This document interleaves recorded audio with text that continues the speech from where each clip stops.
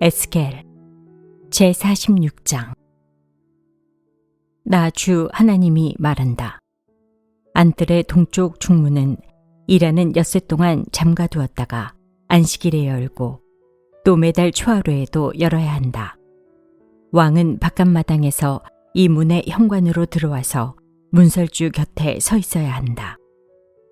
제사장들이 그의 번제물과 화목제물을 바치는 동안에는 그가 그 대문의 문지방 앞에서 엎드려 경배하고 바깥으로 나가야 한다. 그 문은 저녁 때까지 닫지 말아야 한다. 이 땅의 백성도 안식일과 매월 초하루에는 이 문 어귀에서 주 앞에 엎드려 경배해야 한다. 왕이 안식일에 주께 바쳐야 할 번제물은 흠없는 어린 양 6마리와 흠없는 순양 1마리이다. 곡식제물은 순양 1마리에는 밀가루 1에바를 곁들여 바치고 어린 순양에는 밀가루를 원하는 만큼 곁들여 바쳐야 하고 밀가루 1에바에는 기름 1흰을 곁들여 바쳐야 한다. 매달 초하루에는 흠없는 수송아지 1마리와 어린 양 6마리와 순양 1마리를 흠없는 것으로 바쳐야 한다. 또 곡식제물로는 수송아지 1마리에는 밀가루 1에바를, 순양 1마리에도 밀가루 1에바를, 어린 양에는 그가 원하는 만큼 곁들여 바칠 것이며 밀가루 1에바에는 기름 1흰을 곁들여 바쳐야 한다. 왕이 성전에 들어올 때에는 중문의 현관으로 들어왔다가 나갈 때에도 그 길로 나가야 한다. 그러나 이 땅의 백성이 성회 때에 주 앞에 나올 경우에는 북쪽 문으로 들어와서 경배한 사람은 남쪽 문으로 나가고 남쪽 문으로 들어온 사람은 북쪽 문으로 나가야 한다. 누구든지 들어온 문으로 되돌아 나가서는 안 되며 반드시 똑바로 앞쪽으로 나가야 한다. 백성이 들어올 때에 왕도 그들과 함께 들어왔다가 그들이 나갈 때에 왕도 나가야 한다. 모든 절기와 성회 때에 바칠 곡식제물은 수송아지 1마리에는 밀가루 1에바를 곁들이고 순양 1마리에도 밀가루 1에바를 곁들이고 어린 순양에는 원하는 만큼 곁들여 바치고 밀가루 1에바에는 기름 1흰을 곁들여 바쳐야 한다. 왕이 스스로 하고 싶어서 번제물이나 화목제물을 주에게 바치려고 하면 그에게 동쪽으로 난 대문을 열어주어야 한다. 그는 안식일에 자신의 번제물이나 화목제물을 바친 것과 같이 하고 밖으로 나간 다음에는 그 문을 닫아야 한다. 또 너는 매일 주에게 1년 된 흠없는 어린 양 하나를 번제물로 바쳐야 한다. 너는 아침마다 그것을 바쳐야 한다. 아침마다 바치는 번제물에는 밀가루 6분의 1 에바와 그것을 반죽할 기름 3분의 1 흰을 곁들여 바쳐야 한다. 이것이 주에게 바치는 곡식제물로서 영원히 지킬 규례이다. 이렇게 제사장들은 아침마다 어린 양과 곡식제물과 기름을 준비하여 정규적으로 드리는 번제물로 바쳐야 한다. 나 주 하나님이 말한다. 만일 왕이 자신의 아들 가운데서 어떤 아들에게 유산을 떼어서 선물로 주면 그것은 아들의 재산이 된다. 이런 것은 유산으로서 아들의 재산이 된다. 그러나 만일 왕이 어떤 신하에게 유산을 떼어서 선물로 주면 그것은 희년까지만 그 신하의 소유가 되고 희년이 지나면 왕에게로 되돌아간다. 왕의 유산은 그의 아들들의 것으로서 오직 그들의 차지가 되어야 한다. 왕은 백성의 유산을 빼앗고 그들을 폭력으로 내쫓아서 그들의 유산을 차지해서는 안 된다. 왕은 자신의 재산만을 떼어서 자식들에게 유산으로 나누어 주어야 한다. 그래서 내 백성 가운데서는 아무도 자신의 재산을 잃고 멀리 흩어져 다니는 일이 없게 하여라.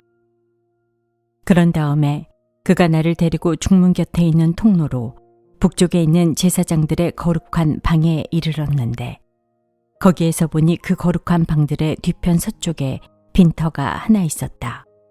그가 나에게 일러주었다. 여기서 제사장들이 속건제물과 속죄제물을 삶으며 곡식제물을 굽는 장소다. 그들이 그 제물을 바깥들로 들고 나갔다가 그 거룩한 제물에 백성이 해를 입게 하는 일이 없게 하려고 한 것이다. 또 그가 나를 바깥들로 데리고 나가서 그뜰의 내 구석으로 나를 데리고 다녔는데 보니 구석마다 뜰이 하나씩 있었다. 그 뜰의 내 구석에는 담으로 둘린 작은 뜰들이 있었고 그 길이는 40자요 너비는 30자였다.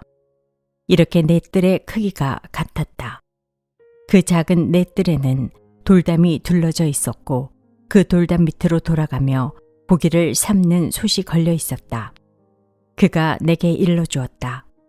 이곳은 성전에서 시중드는 사람들이 백성의 희생제물을 삶는 부엌이다. 제47장. 그가 나를 데리고 다시 성전 문으로 갔는데 보니 성전 정면이 동쪽을 향하여 있었는데 문지방 밑에서 물이 솟아나와 동쪽으로 흐르다가 성전의 오른쪽에서 밑으로 흘러내려가서 제단의 남쪽으로 지나갔다. 또 그가 나를 데리고 북쪽 문을 지나서 바깥으로 나와 담을 돌아서 동쪽으로 난 문에 이르렀는데 보니 그 물이 동쪽 문의 오른쪽에서 솟아나오고 있었다. 그가 줄자를 가지고 동쪽으로 재면서 가다가 천자가 되는 곳에 이르러 나더러 물을 건너보라고 하기에 건너보니 물이 발목에까지 올라왔다. 그가 또 재면서 가다가 천자가 되는 곳에 이르러 나더러 물을 건너보라고 하기에 건너보니 물이 무릎까지 올라왔다. 그가 또 재면서 가다가 천자가 되는 곳에 이르러 나더러 물을 건너보라고 하기에 건너보니 물이 허리까지 올라왔다. 그가 또 재면서 가다가 천자가 되는 곳에 이르렀는데 거기에서는 물이 내가 건널 수 없는 강이 되었다. 물이 불어서 헤엄을 쳐서나 건널까? 걸어서 건널 수 있는 물은 아니었다. 그가 나에게 말하였다. 사람아, 내가 이것을 자세히 보았느냐? 그런 다음에 그가 나를 강가로 다시 올라오게 하였다. 내가 돌아올 때에는 보니 이미 강의 양쪽 언덕에 많은 나무가 있었다. 그가 나에게 일러주었다. 이 물은 동쪽 지역으로 흘러나가서 아라바로 내려갔다가 바다로 들어갈 것이다. 이 물이 바다로 흘러들어가면 죽은 물이 살아날 것이다. 이 강물이 흘러가는 모든 곳에서는 온갖 생물이 번성하며 살게 될 것이다. 이 물이 사해로 흘러들어가면 그 물도 깨끗하게 고쳐질 것이므로 그곳에도 아주 많은 물고기가 살게 될 것이다. 강물이 흘러가는 곳이면 어디에서나 모든 것이 살 것이다. 그때에는 어부들이 고기를 잡느라고 강가에 늘 늘어설 것이다. 어부들이 엔게디에서부터 에네글라임에 이르기까지 어디에서나 그물을 칠 것이다. 물고기의 종류도 지중해에 사는 물고기의 종류와 똑같이 아주 많아질 것이다. 그러나 사해의 진펄과 갯벌은 깨끗하게 고쳐지지 않고 계속 소금에 절어 있을 것이다. 그 강가에는 이쪽이나 저쪽 언덕에 똑같이 온갖 종류의 먹을 과일나무가 자라고 그 모든 잎도 시들지 않고 그 열매도 끊이지 않을 것이다. 나무들은 달마다 새로운 열매를 맺을 것인데 그것은 그 강물이 성소에서부터 흘러나오기 때문이다. 그 과일은 사람들이 먹고 그 잎은 약재로 쓸 것이다. 나 주 하나님이 말한다. 너희가 이스라엘의 12지파에 따라서 유산으로 나누어 가져야 할 땅의 경계선은 다음과 같다. 요셉은 2몫이다. 나머지 지파들은 그 땅을 서로 똑같이 유산으로 나누어 가져야 한다.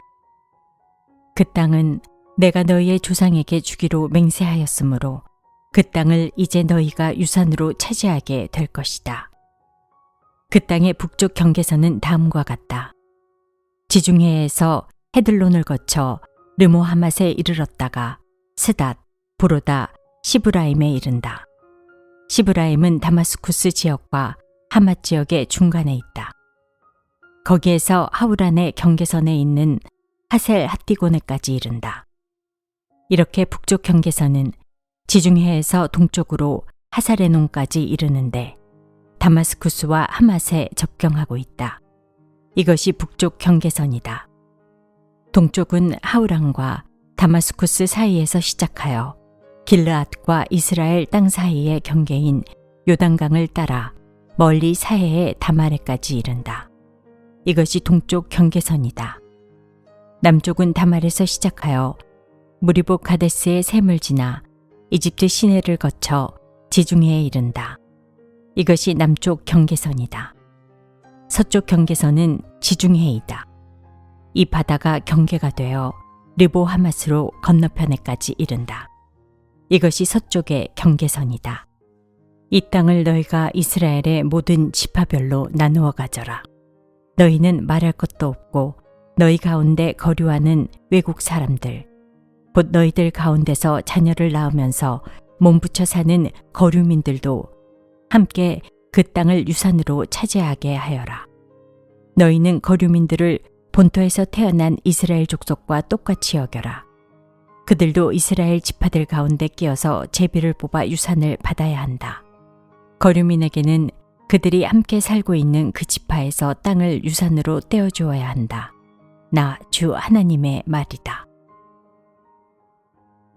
제48장 지파들의 이름은 다음과 같다. 가장 북쪽에서부터 시작하여 헤들론 길을 따라 르보 하맛을 지나서 다마스쿠스와 하맛에 접경한 경계선을 타고 하살 에노네까지, 곧 북쪽으로 하맛 경계선에 이르는 땅의 동쪽에서 서쪽까지의 땅은 단 지파의 몫이다. 단 지파의 경계선 다음으로 동쪽에서 서쪽까지는 아셀 지파의 몫이다. 아셀 지파의 경계선 다음으로 동쪽에서 서쪽까지는 납달리 지파의 몫이다.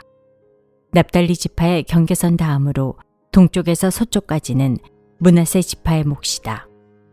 므낫세 지파의 경계선 다음으로 동쪽에서 서쪽까지는 에브라임 지파의 몫이다. 에브라임 지파의 경계선 다음으로 동쪽에서 서쪽까지는 르우벤 지파의 몫이다. 르우벤 지파의 경계선 다음으로 동쪽에서 서쪽까지는 유다 지파의 몫이다.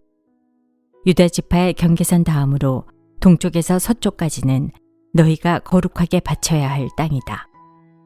그 너비는 25,000자이고 그 길이는 다른 지파들의 목과 같이 동쪽에서 서쪽까지이고 그 한가운데 성소를 세워야 한다.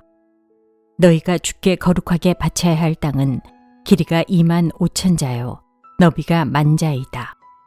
거룩하게 바친 이 땅은 제사장들에게 주어야 한다. 그들에게 줄 땅은 북쪽으로 길이가 25,000자, 서쪽으로 너비가 10,000자, 동쪽으로 너비가 10,000자, 남쪽으로 길이가 25,000자이다. 그 한가운데 주의 성소가 있어야 한다. 이 땅은 거룩히 구별된 제사장들, 곧 사독의 자손에게 주어야 한다. 그들은 이스라엘 자손이 잘못된 길로 갔을 때 레위 지파의 자손이 잘못된 길로 간 것처럼 하지 않고 내가 맡겨준 직책을 지킨 사람들이다. 그러므로 그들은 거룩하게 바친 땅 가운데서도 가장 거룩한 땅을 받아야 하고 레위 지파의 경계선과 인접해 있어야 한다. 레위 지파가 차지할 땅도 제사장들의 경계선 옆에 그 길이가 25,000자요 너비가 10,000자이다. 그 전체의 길이는 25,000자요 너비는 20,000자이다. 그들은 이 땅을 팔거나 다른 땅과 바꿀 수가 없고 또 가장 좋은 이 부분을 다른 사람들의 손에 넘겨주어서도 안 된다. 그것은 주의 거룩한 땅이기 때문이다. 너비가 5,000자요 길이가 25,000자인 나머지 땅은 성읍을 세울 속된 땅이다. 그 한가운데 있는 땅은 성읍을 세워서 거주지로 사용하고 그 나머지는 빈터로 사용하여라. 그 성읍의 크기는 다음과 같다. 북쪽의 길이도 4,500자, 남쪽의 길이도 4,500자, 동쪽의 길이도 4,500자, 서쪽의 길이도 4,500자이다. 이 성읍의 빈터의 크기는 북쪽의 너비가 250자, 남쪽의 너비가 250자, 동쪽의 너비가 250자, 서쪽의 너비가 250자이다. 거룩하게 바친 땅과 인접한 나머지 땅의 길이는 동쪽으로 10,000자이고 서쪽으로도 10,000자이다. 그 땅은 거룩하게 바친 땅과 인접하여야 하며 그 농산물은 성읍에서 일하는 사람들의 먹거리가 되어야 한다. 이스라엘의 모든 지파에서 뽑혀와서 성읍에서 일하는 사람들만이 그 땅을 경작할 수가 있다. 거룩하게 바친 땅 전체는 길이도 25,000자요 너비도 25,000자이다. 너희는 이렇게 그 성읍의 소유지를 포함하여 거룩하게 바친 땅을 네모 반듯하게 구별해 놓아야 한다. 거룩하게 구별하여 바친 땅의 양옆과 성읍에 딸린 소유지의 양옆에 있는 나머지 땅은 왕에게 돌아갈 몫이다. 거룩하게 바친 땅, 곧 25,000자가 되는 지역에서 동쪽 북경까지와 25,000자가 되는 지역에서 서쪽 북경까지 다른 지파들의 몫과 평행되게 뻗어 있는 나머지 땅이 왕의 몫이다. 거룩하게 구별하여 바친 땅의 성전의 성소가 그 땅의 한가운데 있어야 한다. 그래서 레위 지파의 유산과 성읍에 딸린 소유지는 왕의 소유지의 한가운데 있게 된다. 왕의 소유지는 유다 지파의 경계선과 베냐민 지파의 경계선 사이에 있다. 나머지 지파들이 차지할 땅은 다음과 같다. 동쪽에서 서쪽까지는 베냐민 지파의 몫이다. 베냐민 지파의 경계선 다음으로 동쪽에서 서쪽까지는 시므온 지파의 몫이다. 시므온 지파의 경계선 다음으로 동쪽에서 서쪽까지는 이사갈 지파의 몫이다. 이사갈 지파의 경계선 다음으로 동쪽에서 서쪽까지는 스불론 지파의 몫이다. 스불론 지파의 경계선 다음으로 동쪽에서 서쪽까지는 갓 지파의 몫이다. 갓 지파의 경계선은 남쪽의 국경선이 다말에서부터 시작하여 무리바가데스 셈에 이르고 거기서 이집트 시내를 따라 지중해에 이른다. 이것이 너희가 제비를 뽑아 유산으로 이스라엘의 지파들에게 나누어 주어야 할 땅이다. 이 땅들이 바로 그 지파들의 몫이다. 나 주 하나님의 말이다. 그 성읍의 문들은 다음과 같다. 북쪽 성벽은 너비가 4,500자이다. 이 성읍의 문들은 이스라엘 지파들의 이름에 따라 부른 것이다. 북쪽에 문이 셋 있는데 하나는 르우벤 문, 하나는 유다 문, 하나는 레위 문이다. 동쪽 성벽도 너비가 4,500자이고 문이 셋 있는데 하나는 요셉 문이고 하나는 베냐민 문이고 하나는 단 문이다. 남쪽 성벽도 너비가 4,500자이고 문이 셋 있는데 하나는 시므온 문이고 하나는 이사갈 문이고 하나는 스불론 문이다. 서쪽 성벽도 너비가 4,500자이고 문이 셋 있는데 하나는 갓 문이고 하나는 아셀 문이고 하나는 납달리 문이다. 이렇게 그 둘레가 18,000자이다. 이 성읍의 이름이 이제부터는 여호와 샤마라고 불릴 것이다.